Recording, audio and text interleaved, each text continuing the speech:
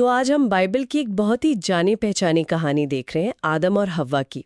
हमारे पास जो स्रोत है वो स्वर्ग से निष्कासन वाले हिस्से पर फोकस करता है। कहानी सुनी तो सबने होगी, पर चलिए स्रोत के नजरिए से देखते हैं कि क्या खास बातें हैं इसमें। तो शुरुआत होती है सृष्टि से। स्रोत बताता है कि परमेश्वर ने सब कुछ बनाया, धरती, आसमान, सूरज, चांद, सितारे, पेड़ पौधे, जानवर, सब कुछ।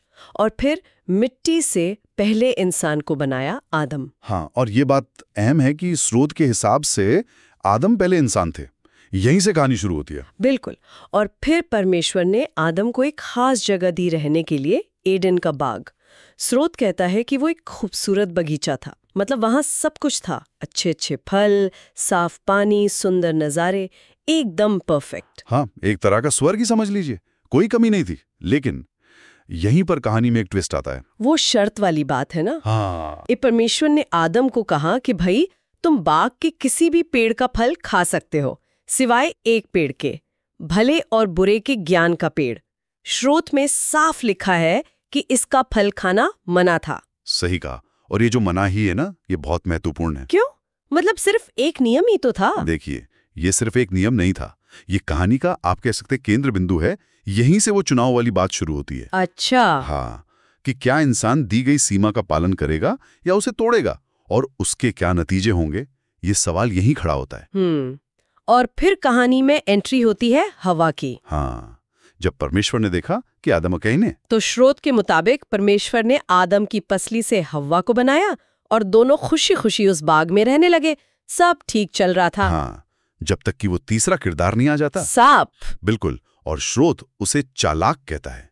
ये शब्द ध्यान देने वाला है। हाँ, चालाक।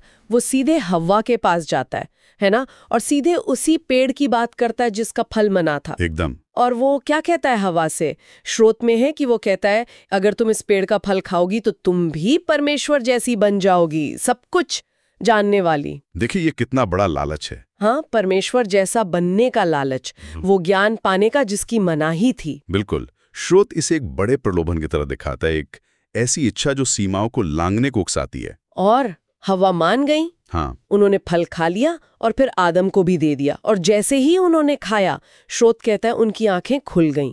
हाँ, उन्हें अच्छे और बुरे का ज्ञान हो गया। तो ज्ञान मिल गया, ये तो अच्छी बात लग सकती है। स्रोत इसे कैसे देखता है? यही पेचीदगी है।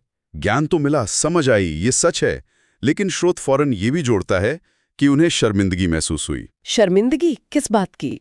ज्ञान की कीमत चुकानी पड़ी, शर्म और अपराध बोध की कीमत।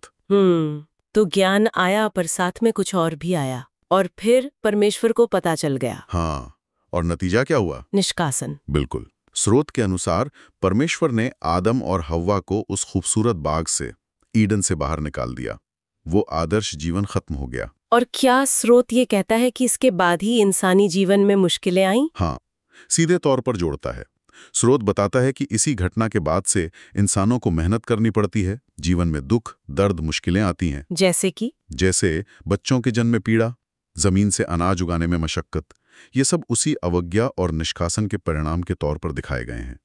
कहानी इस बदलाव को सीधे उस वर्जित फल को खाने से जोड़ती है। तो संक्षेप में देखें तो ये स्रोत हमें दिखाता है सृष्टि, फिर एक आदर्श दुनिया, ईडन, फिर एक रोक, एक मनाही, फिर प्रलोभन, ज्ञान का मिलना, लेकिन साथ ही मासूमियत का जाना और शर्म का आना, और अंत में निष्कासन और जीवन में संघर्ष की शुरुआत। हाँ, पूरी कहानी एक तरह से चुनाव और उसके परिणामों के बारे में है।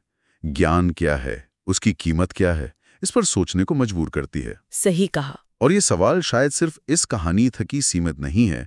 क्या हर समझ, हर ज्ञान की कोई ना कोई कीमत होती है? ये सवाल शायद हमारे अपने अनुभव के बारे में भी कुछ कहता है।